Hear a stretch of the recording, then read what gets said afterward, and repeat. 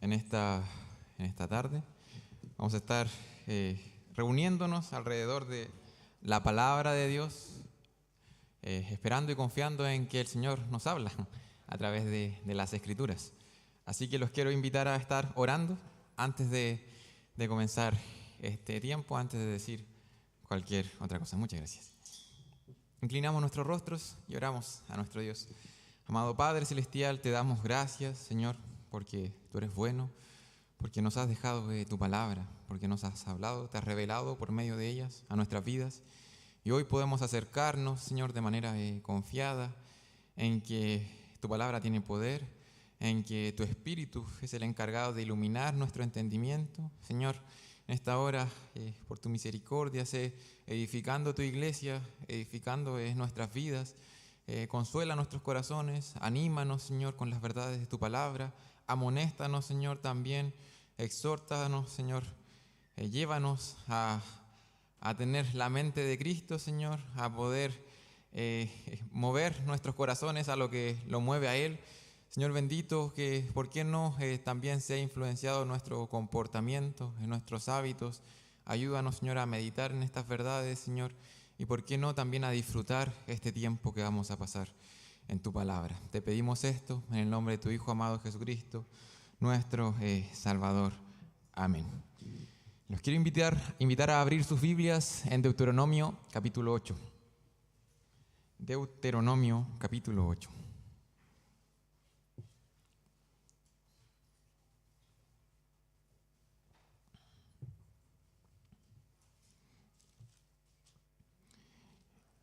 Y voy a estar dando lectura al capítulo completo, son 20 versículos, en Deuteronomio capítulo 8.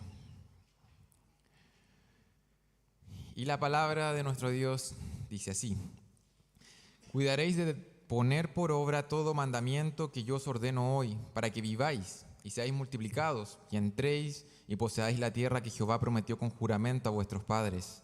Y te acordarás de todo el camino por donde te ha traído Jehová tu Dios, estos 40 años en el desierto, para afligirte, para probarte, para saber lo que había en tu corazón, si habías de guardar o no sus mandamientos. Y te afligió, y te hizo tener hambre, y te sustentó con maná, comida que no conocías tú, ni tus padres la habían conocido, para hacerte saber que no solo de pan vivirá el hombre, mas de todo lo que sale de la boca de Jehová vivirá el hombre. Tu vestido nunca se envejeció sobre ti, ni el pie se te ha hinchado en estos 40 años. Reconoce asimismo en tu corazón que como castiga el hombre a su hijo, así Jehová tu Dios te castiga. Guardarás, pues, los mandamientos de Jehová tu Dios, andando en sus caminos y temiéndole. Porque Jehová tu Dios te introduce en la buena tierra, tierra de arroyos, de aguas, de fuentes y de manantiales que brotan en vegas y montes, tierra de trigo y cebada, de vides, higueras y granados, tierra de olivos, de aceite y de miel, tierra en la cual no comerás el pan con escasez, ni te faltará nada en ella, tierra cuyas piedras son de hierro y de cuyos montes sacarás cobre. Y comerás y te saciarás y bendecirás a Jehová tu Dios por la buena tierra que te habrá dado. Cuídate de no olvidarte de Jehová tu Dios, para cumplir sus mandamientos, sus decretos, sus estatutos que yo te ordeno hoy. No suceda que comas y te sacies y edifiques buenas casas en que habites, y tus vacas y tus ovejas se aumenten, y la plata y el oro se te multipliquen, y todo lo que tuvieres se aumente, y se enorgullezca tu corazón, y te olvides de Jehová tu Dios, que te sacó de tierra de Egipto, de casa de servidumbre, que te hizo caminar por un desierto grande y espantoso, lleno de serpientes ardientes y de escorpiones y de sed, donde no había agua, y Él te sacó agua de la roca del pedernal, que te sustentó con maná en el desierto, comida que tus padres no habían conocido, afligiéndote y probándote, para la postre hacerte bien. Y digas en tu corazón: mi poder y la fuerza de mi mano me han traído esta riqueza. Si no, acuérdate de Jehová tu Dios, porque Él te da el poder para hacer las riquezas, a fin de confirmar su pacto que juró a tus padres, como en este día. Mas si llegares a olvidarte de Jehová tu Dios, y anduvieres en pos de dioses ajenos, y les sirvieres y a ellos te inclinares, yo lo afirmo hoy contra vosotros, que de cierto pereceréis. Como las naciones que Jehová destruirá delante de vosotros, así pereceréis, por cuanto no habréis atendido a la voz de Jehová vuestro Dios. el pueblo se encuentra a punto de entrar a la tierra prometida en el libro de Deuteronomio. Ya lo sabemos, conocemos cada vez más, quizás podemos profundizar un poco más en el contexto en el cual se encontraba este pueblo. Está siendo recordado y llamado, ¿verdad?, a la obediencia. Está siendo preparado para lo que vendrá, el ingreso a la tierra prometida. Y ahora el capítulo 8 tiene un mensaje central lo suficientemente simple que hasta el más pequeño que está aquí sentado pueda entenderlo. El capítulo 8 es un mensaje que pareciera ser sencillo, y lo es sencillo de comprender. Hoy nos vamos a poder llevar a nuestros hogares esta verdad de manera quizás fácil, probablemente no se olvide. Sin embargo, lo difícil es poder vivir de acuerdo a esta pequeña verdad que se repite una y otra vez en este capítulo 8. Y el mensaje hacia el pueblo en este capítulo es: recuerda a Dios. Recuerda a Dios. Acuérdate de Jehová tu Dios. Ese es el mensaje. Eso es lo que el capítulo 8 viene a plantear. Eso es en esta porción, esta especie de sermón que Moisés, ¿verdad?, está predicando al pueblo. Eso es lo que está diciendo en esta porción. No sé si se recuerdan que en el capítulo 7 la palabra de Dios hablaba acerca de algunos peligros que iban a encontrar en la tierra prometida. Este pueblo tenía que ser un pueblo santo, y habían algunas advertencias con respecto a los pueblos con los que se iban a encontrar, con las relaciones en las cuales podían entrar con esos pueblos. Habían advertencias en relación a eso. Ahora aquí en el capítulo 8 el peligro no se enfoca en las personas o en los pueblos o incluso en las cosas en las cuales los pueblos, las naciones, los cananeos creían, sino que aquí el mayor peligro se encuentra en el olvido. El mayor peligro se encuentra en dejar de recordar a Dios, en olvidar a Dios. El capítulo 8 llama la atención cómo Moisés en la primera parte les recuerda lo que sucedió nuevamente en el desierto, y de cierta manera dice: bueno, no olviden a Dios en el desierto, no olviden a ese Dios que estuvo con ustedes en el desierto. Es un llamado a recordar la relación que tuvo con Dios el pueblo en el desierto. Y luego, en el capítulo 8, en la segunda mitad, Moisés llama al pueblo a recordar a Dios, no solamente en el desierto y lo que sucedió ahí, sino que a recordar a Dios a lo que va a pasar en el futuro, en la buena tierra. Recuerda a Dios en esos dos lugares. Recuerda a Dios en todo tiempo, en todo lugar. Y vamos a ir a visitar esta primera mitad del texto, en donde el recordatorio va enfocado en relación a lo que sucedió en el pasado y a un lugar en específico, al desierto. Recordando a Dios en el desierto. Eso es lo que el pueblo tenía que hacer. Recordar lo que vivió con Dios en el desierto. Y no sé si se dieron cuenta que el versículo 1 nos parece bastante familiar, quizás, los que hemos estado avanzando en Deuteronomio. Cuidaréis de poner por obra todo mandamiento que yo os ordeno hoy, para que viváis y seáis multiplicados. El capítulo se está introduciendo en términos bastante familiares, ¿cierto? Hay un nuevo llamado a la obediencia. ¿Por qué? Por lo que va a suceder allá en el futuro. Y añade algo más y hace énfasis. Versículo 2: y te acordarás de todo el camino por donde te ha traído Jehová tu Dios estos 40 años en el desierto. Se le manda a obedecer al pueblo y a acordarse de lo que vivieron en el desierto. En esos 40 años en donde el pueblo ciertamente sufrió probablemente, ¿verdad? Tuvo ciertas aflicciones. Todo lo que vivió el pueblo ahí, en ese desierto, tuvo un propósito. Y Dios estaba ahí. Dios estaba con el pueblo en el desierto. Y ese es el llamado aquí, a recordar cómo Dios estuvo relacionándose con ese pueblo en el desierto, en esos momentos de sequedad, en medio de ese calor, en medio de esa hambre, de esa sed. Recordar a Dios en esos momentos. ¿Y Dios tenía un propósito claro para el pueblo ahí? En ese lugar en donde pareciera ser que no había una guía. ¿A dónde iremos? En un lugar en donde no hay de dónde quizás hacer provisión para sus necesidades. Dios tenía un propósito. Y en el versículo 2 el Señor lo declara de manera explícita: te acordarás de todo el camino por donde te ha traído Jehová tu Dios estos 40 años en el desierto. ¿Para qué? Porque Dios permitió el desierto. para afligirte, para probarte. Me gusta mucho cómo lo traduce la Biblia de las Américas. Esa aflicción lo traduce como para humillarte. Eso es lo que Dios estaba haciendo con el pueblo. La humillación fue el medio, el método que usó Dios para probar los corazones, las actitudes de estos hombres y mujeres. Por medio del desierto, Dios haría sentir de manera quizás mucho más explícita, más tangible, la necesidad que tenían estas personas de ayuda, la necesidad que tenían estas personas de Dios, la necesidad que tenían estas personas de depender completamente de Él. Dios utilizó las aflicciones para eso, para mostrar la incapacidad, la debilidad, la insuficiencia de estos hombres y mujeres. Ese era el propósito del desierto, afligirlos, probarlos. Aquí hay una expresión que hay que poner harta atención, dice, para afligirte, para probarte, para saber lo que había en tu corazón. Ya si no queda suficientemente claro, aquí está diciéndolo de manera explícita. Dios permitió el desierto, esas aflicciones que pasaron allí, para saber lo que había en el corazón. Los puso en una situación crítica, para trabajar con ellos, para revelar lo que estaba en el fondo de su corazón. Eso es lo que normalmente sucede en los momentos críticos, los momentos de crisis.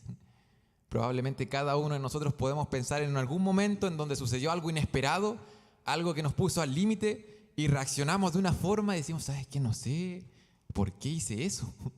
¿Por qué dije eso? ¿Por qué reaccioné de esa manera? Esos momentos de crisis, esos momentos tienden a revelar lo que hay más profundo en nuestros corazones, lo que está ahí arraigado en lo profundo de nuestro corazón. Y Dios iba a ocupar este desierto para eso, para manifestar eso en el pueblo, para ver si es que ellos en el recóndito espacio en sus corazones, en el fondo ellos creían que Dios era omnipotente, si es que Dios seguía siendo amor, si es que Dios seguía siendo justo, si es que en medio de ese desierto Dios seguía siendo soberano. Él estaba tratando con los corazones de estas personas para saber lo que había en sus corazones y para saber si habían de guardar o no sus mandamientos.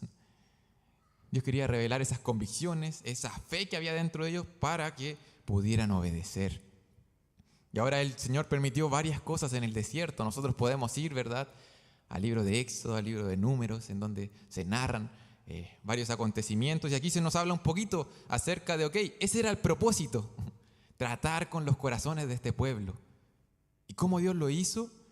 Nuevamente, versículo 3, y te afligió y te humilló en el desierto y les hizo tener hambre. Mira, hermano, lo que está diciendo la palabra de Dios. Dios permitió que su pueblo tuviera hambre. Versículo 3, las afligió, les hizo tener hambre y te sustentó con maná, comida que tú no conocías ni tus padres habían conocido, para hacerte saber que no solo de pan vivirá el hombre, mas de todo lo que sale de la boca de Jehová vivirá el hombre. Esto es maravilloso, esto es sorprendente lo que dice acá. Dice que fue Dios, Dios hizo que el pueblo pasara hambre. ¿Para qué? Para que Dios se encargara de proveer, de sustentar, de saciar esa hambre. Y no solamente para eso, sino que para que el pueblo se diera cuenta que Dios no solamente podía saciar sus estómagos, sino que podía saciar sus almas con su palabra.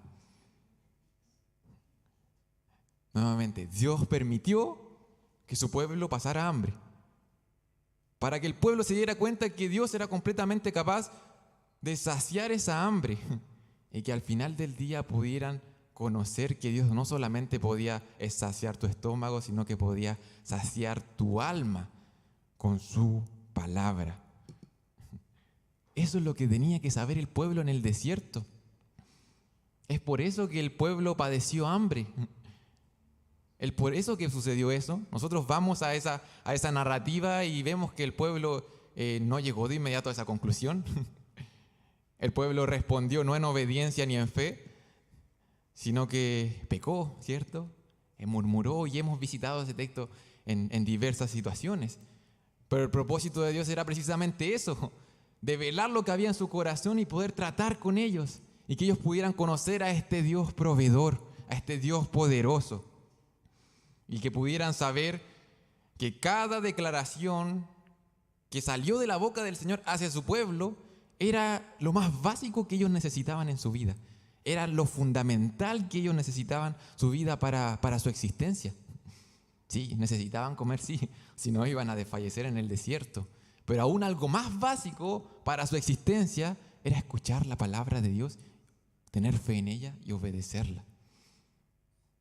Eso es vida. Sé que cuando leímos el pasaje número 3, se nos vino a la memoria, ¿verdad?, las palabras de nuestro Señor, que precisamente cita las palabras que están aquí en Deuteronomio, ¿cierto? Cuando nuestro Señor fue llevado al desierto, porque también el Padre permitió que su Hijo estuviera en el desierto. Y porque también el Padre permitió que su Hijo experimentara aflicción, fuera un varón de dolores, un hombre experimentado en quebranto. Cristo mismo pasó por el desierto. Y en medio del desierto, ¿qué sucedió? Fue dirigido al desierto por el Espíritu, dice Marcos, el evangelio los evangelios narran la tentación de Jesús. De hecho, en la mañana visitamos justo la porción que viene después del bautismo. Fue dirigido por el Espíritu al desierto después de 40 días, 40 noches. Fue tentado, ¿verdad?, a realizar diferentes milagros. Y la primera tentación que vino en el desierto, en medio de la aflicción, en medio de que en su humanidad Él tenía efectivamente hambre, fue tentado a convertir las piedras en pan. Las piedras en pan.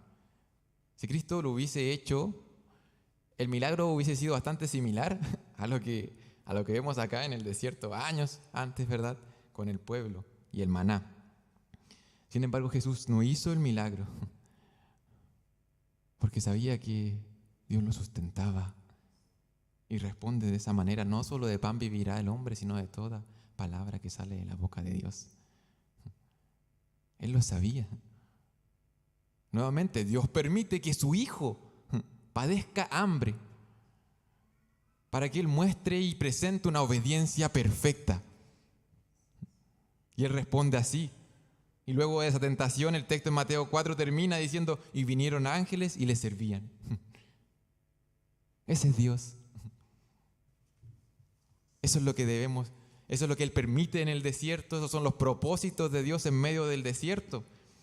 Y ahora es maravilloso ver cómo ahí en Deuteronomio 8, no solamente Dios sació sus estómagos y les dio su misma palabra y los instruyó, sino que incluso se ocupó de su ropa. El versículo 4, de su cansancio, dice, versículo 4, tu vestido nunca se envejeció sobre ti, ni el pie se te ha hinchado en estos 40 años. Mira cómo es Dios. Dios no solamente se encargó de proveer comida para el viaje, sino también ropa y fuerza física. El desierto, hermanos, este desierto que estamos viendo acá, de cierta manera eliminó cualquier tipo de puntal o de apoyo natural que como hombres podíamos creer que podíamos salir adelante. ¿Sabes que ahí no había ninguna otra opción? Estaban perdidos, estaban abandonados, sin Dios iban a morir. Y Dios provee. Eso es lo que hace el desierto. ¿No es eso lo que hacen las aflicciones y las pruebas, los momentos de crisis a menudo? Llega ese momento en que ya no hay nada que podamos hacer. Pareciera que estamos en caída libre. Estamos manejando el vehículo de nuestra vida, se salió el volante, ya se revela nuestra debilidad. Nos creemos independientes, pero ahí nos damos cuenta que ya no hay nada que hacer. La desolación del desierto hizo eso con el pueblo. ¿Y qué hizo al final del día? Arrojó al pueblo de vuelta a Dios. No había otra opción. Eso es lo que hacen esas tipos de situaciones. Nos arrojan de vuelta a Dios, de regreso hacia Él, porque solamente Él podía proporcionar la fuerza para sobrevivir en ese desierto. Dios estaba tratando con esos corazones arrojándolos de vuelta a Él, haciéndoles recordar cuál era la relación de este pueblo con Dios.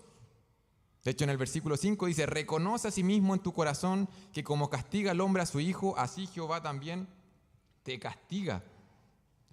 El pueblo debía saber, debía comprender ahí en el desierto, en sus corazones, que el Señor, su Dios, los estaba disciplinando como un padre disciplina a su hijo. Eso estaba haciendo el Señor en ese desierto con su pueblo. Esa es la lección que tenían que tener estos israelitas. Ciertamente esa disciplina podía involucrar amonestación, severidad, pero estaba impulsada por el amor de Dios. Porque eso es lo que necesitamos. Nuestros corazones necesitan saber quién es Dios, confiar en Él, conocerle a Él. Dios los humilla de este modo para que aprendan que los está tratando como un padre a sus hijos y que confíen en eso, y confiando en eso, ¿qué van a hacer? Obedecer. Versículo 6: guardarás pues los mandamientos de Jehová tu Dios andando en tus caminos y temiéndoles. Recuerda, dice, recuerda cómo Dios te trató en el desierto, cómo Dios estuvo ahí en ese desierto. Y el recordatorio, hermanos, hermanas, para nosotros es exactamente el mismo. Debemos recordar a Dios. Y especialmente en esta porción nos llama a recordar a Dios en este tipo de momentos. A recordar a Dios en el desierto. Cuando andamos en ese tipo de situaciones, cuando el Señor soberanamente permite el sufrimiento, la aflicción, el hambre, esas lecciones son difíciles de aprender. Son lecciones que no nos gustaría pasar. Comprender la dependencia que debemos tener de la palabra de Dios, de la capacidad de Dios para proveer.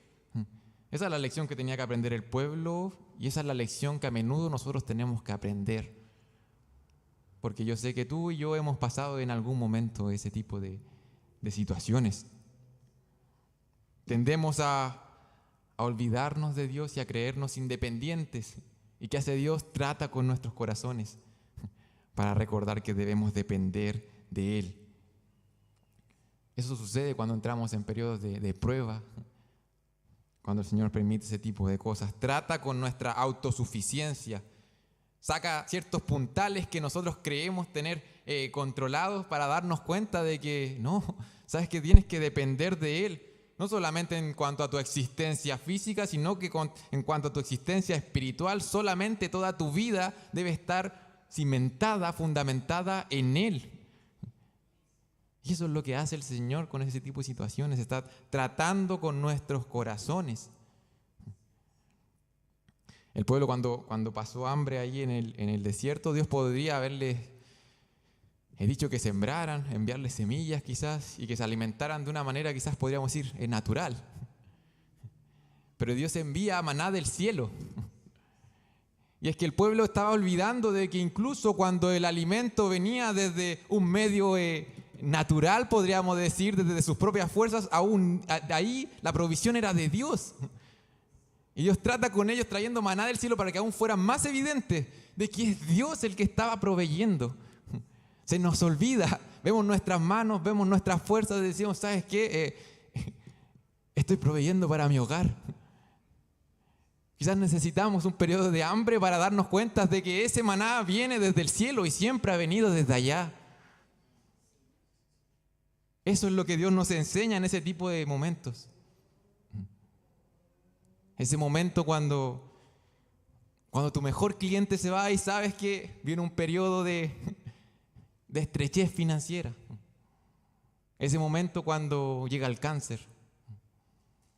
Ese momento cuando el pacto matrimonial está siendo removido. Ese momento cuando saboreas la traición o la decepción. Ese tipo de momentos te están enseñando algo, hermanos. Ese tipo de momentos está siendo permitidos por Dios con un propósito. Esa humillación que estás experimentando te está dirigiendo hacia Dios. Ese desierto está siendo permitido para transformar tu corazón. Ese desierto está siendo permitido para transformar tu corazón, Así como decían los apóstoles en el libro de Hechos, es necesario que a través de muchas tribulaciones entremos en el reino de Dios. No, eso no fue lo que me predicaron a mí en un comienzo. Nuestros corazones necesitan ser transformados y Dios utiliza ese tipo de cosas para trabajar con nosotros. El pueblo aún no estaba en Canaán, aún no estaba allá, aún no estaba en esa tierra de descanso donde iban a ser refrescados, satisfechos, disfrutar por completo de las bendiciones de Dios. Aún no estaban allá. Tenían que entender que sus corazones aún necesitaban ser transformados. Y hermanos, nosotros aún no estamos en casa. No tenemos aquí ciudad permanente, dice el libro de Hebreos. Nuestros corazones necesitan de esto, necesitan de este tipo de situaciones. Necesitan seguir siendo transformados y tenemos que confiar, hermanos. Confiar en que el mismo Dios que permitió la plaga fue el mismo Dios de la Pascua. Es el mismo Dios. Te invito, hermano, hermana, a ir incluso aún más allá, porque la Biblia nos desafía, la palabra de Dios nos desafía en este tipo de situaciones, y te invito incluso a tener por un gozo gigantesco, monumental, inmenso, a tener por sumo gozo cuando te halles ahí, en esas diferentes pruebas que el Señor va a permitir, sabiendo, conociendo que la prueba de tu fe produce paciencia, produce perseverancia, y que ese trabajo con tu corazón tiene un propósito para que seas perfecto, completo, para que nada te falte, dice la palabra de Dios en Santiago. No sé si aquí alguien puede levantar la mano y decir, sabes que a mí no me falta nada. Si puedes ver tu vida y reconocer que sí, Señor, tienes que seguir trabajando en mi corazón. Bueno, hermano, hermana, te tengo una noticia. Vas a tener que tener por sumo gozo cuando te halles en diversas pruebas, porque la prueba de tu fe va a llevarte a cumplir ese propósito de Dios para tu vida. Que el Señor nos ayude a unirnos al cántico del salmista que decía, Señor, bueno me es haber sido humillado. Bueno me es haber sido humillado. ¿Para qué? Para que aprenda tus estatutos, decía el salmista en el Salmo 119. Es bueno, porque el buen Dios está ahí. Te invito a reflexionar, hermano. ¿Qué es lo que Dios te está enseñando hoy con aquello que estás viviendo? ¿Qué te está hablando Dios hoy en esa situación? ¿Qué está transformando hoy Dios en tu corazón a través de eso? Dios está enseñándonos, Dios está trabajando con nuestros corazones en medio de esa sed, de esa hambre, de ese calor, de ese cansancio, de esa sequedad. Dios está transformando nuestros corazones. Dios está en el desierto y el pueblo debía recordar eso. ¿Sabes que Dios estuvo ahí? Estuvo ahí, está en el desierto, aún aquel lugar que pareciera que no hubiera vida. Ahí estaba. El desierto no escapa de su soberanía y estuvo con su pueblo. Y no solamente que estuvo, sino que proveyó para que ellos pudieran pasar por ese valle de sombra de muerte. Dios proveyó. Ahora el pueblo debía recordar, aprender de eso. Y ya que Dios estuvo con ellos en el desierto, el pueblo debía seguir recordando que Dios iba a seguir estando en esa buena tierra que les esperaba. Ellos debieran seguir recordando que Dios estaba allá. Ese es el recordatorio al cual es llamado este pueblo en lo que continúa del texto. Recordando a Dios en la tierra prometida, en la buena tierra, en esa tierra en donde pareciera que no faltara nada, en esa tierra en donde tus necesidades estaban siendo saciadas, pareciera por completo. En ese lugar el pueblo debía recordar a Dios. Y en el versículo 7 al versículo 10 viene una descripción acerca de cómo va a ser esa tierra. Cómo era esa tierra que estaba esperando al pueblo. El versículo 7 habla de abundante agua. ¿Sabes qué? En el desierto Dios permitió que tuvieras sed. Bueno, en ese lugar no vas a tener sed, no va a faltar agua. Habla de arroyos, de fuentes, de manantiales. No sé si ven el contraste con lo que acaba de decir Moisés, con lo que vivieron en el desierto. Bueno, allá donde van, en la buena tierra, no va a haber falta de agua. Tuvieron hambre, bueno, allá no va a haber falta de comida, versículo 8. Trigo, cebada, vides, granados, olivos, aceite, miel. Tierra en la cual no comerás el pan con escasez. Nuevamente, un contraste entre lo estéril, ¿verdad?, lo poco fructífero del desierto con lo que les esperaba. Una tierra fructífera, una tierra en donde iban a tener abundancia. Incluso va más allá y habla de minerales, habla de hierro, habla de cobre. Y en esa tierra, hermanos, el pueblo tenía una oportunidad gigantesca, una oportunidad única, en la abundancia, en donde sus necesidades estaban siendo saciadas. Versículo 10. En esa tierra ellos iban a comer, se iban a saciar y tenían una oportunidad ¿de qué? Ellos podían ahí, en ese estado bendito, podríamos decir, ellos podían bendecir a Jehová tu Dios por la buena tierra que les había dado a ellos. En esa prosperidad, en esa satisfacción, en esa riqueza, ellos tenían esa maravillosa oportunidad de bendecir a Dios. Sin embargo, el peligro seguía ahí, el peligro de olvidarlo, el peligro de no recordar a Dios. Y ese es el mensaje aquí. ¿Recuerda a Dios en lo que pasaste? Bueno, recuerda a Dios allí. El peligro en medio de la bendición. Y ahí está, versículo 11, una vez más. Cuídate de no olvidarte de Jehová tu Dios.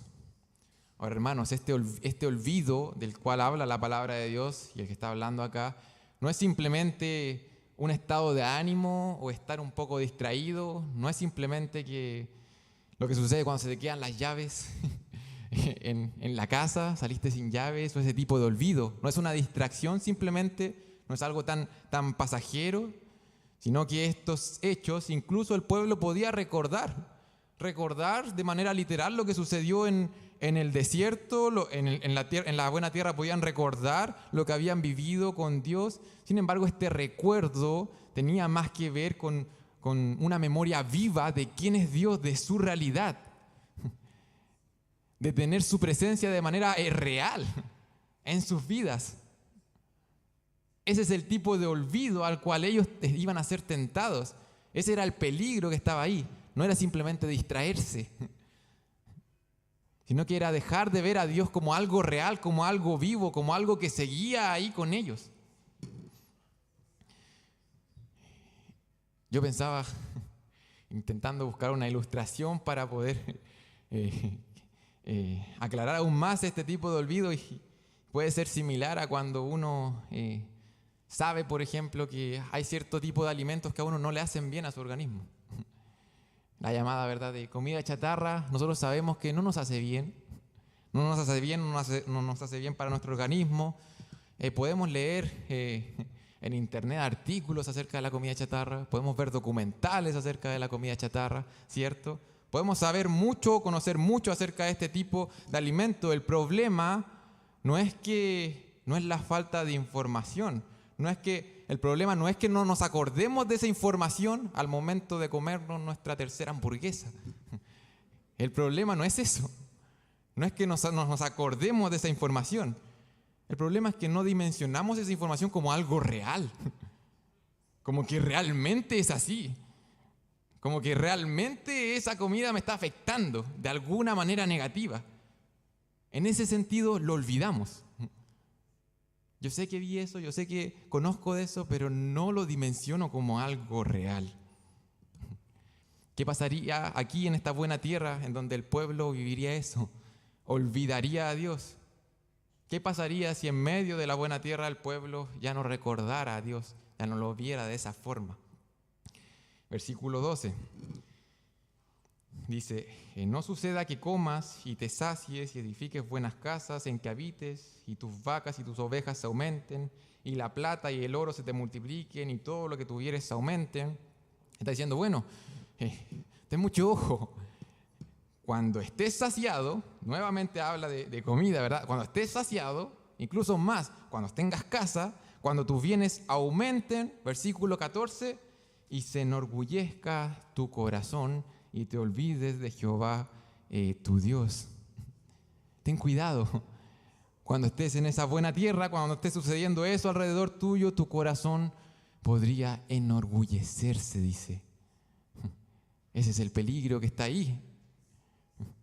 No sé si pueden ver que quizás el peligro o la forma que tomaban las tentaciones en el desierto eran un poco diferentes a cómo el pueblo debía ejercitar su fe ahí en la buena tierra.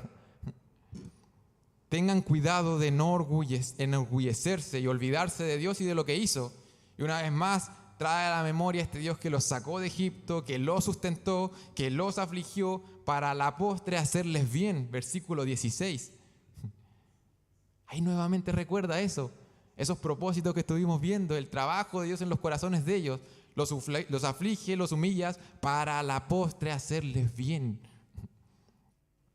Sin embargo, en la buena tierra, el pueblo podía olvidarse de eso, y versículo 19 podría terminar diciendo lo siguiente: mi poder y la fuerza de mi mano me han traído a esta tierra, a esta riqueza. Ese pasaje es triste, hermanos. Esa afirmación es triste.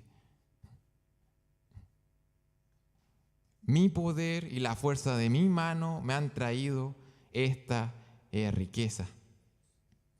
Cuando los israelitas llegaron a regocijarse en la prosperidad que podían tener en la tierra, ¿verdad? Podían comenzar a recordar lo que pasó y creer que, si nosotros ganamos esas batallas,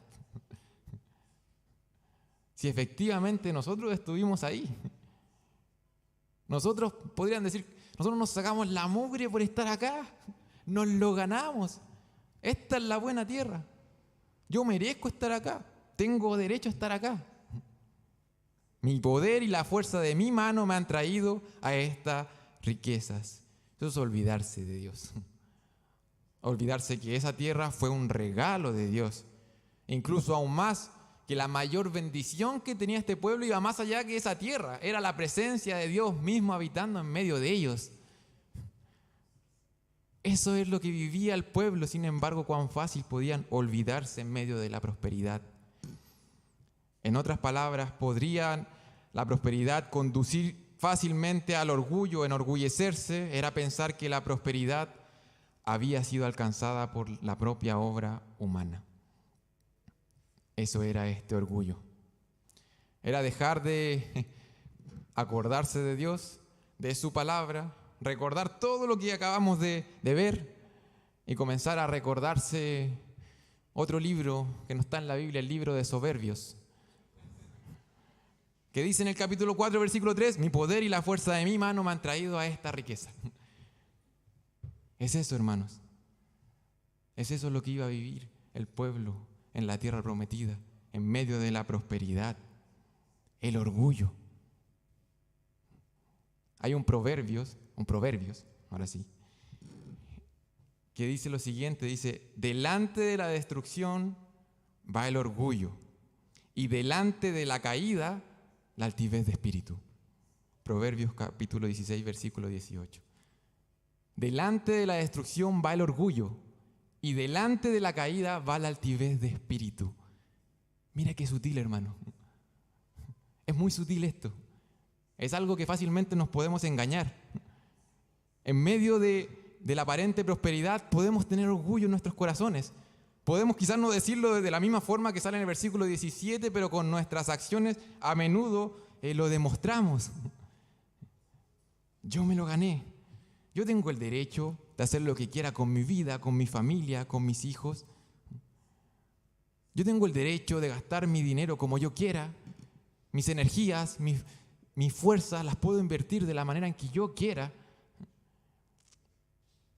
La presión del trabajo es tanta que tengo el derecho de tener el pasatiempo y de botar mi energía como yo quiera, porque me lo merezco. Eso es orgullo en el fondo. Eso es orgullo. Y cuidado, hermano, hermana, porque antes de la caída viene esa altivez. Y probablemente ese orgullo te lleve a tomar decisiones, a dedicar tu tiempo, fuerzas, energías, dinero en cosas que no le agradan a Dios. Fue eso lo que estaba en ese corazón. Y el pueblo tenía que tener mucho cuidado, porque podía ser algo muy sutil.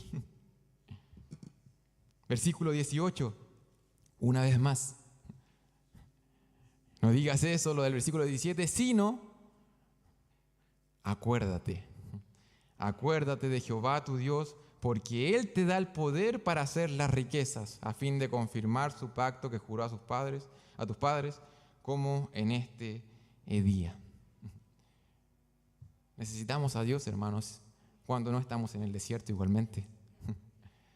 Necesitamos a Dios, necesitamos ese tipo de fe, necesitamos fe en la abundancia, necesitamos fe cuando nuestras necesidades están siendo saciadas, necesitamos fe. Yo me atrevo a decir que para los creyentes nos es difícil clamar a Dios en momentos en que no estamos en desesperación. No clamamos de la misma forma que cuando estamos en desesperación, siendo que sigue siendo el mismo Dios y seguimos dependiendo completamente de Él. Como lo mencioné, de cierta manera requiere ejercitar diferentes músculos de nuestra fe. En esos momentos cuando necesitamos a Dios porque no hay ninguna otra salida, ¿verdad? Y confiar en su provisión. Pero ¿qué pasa cuando estamos disfrutando de su provisión incluso aún más? Sobreabunda.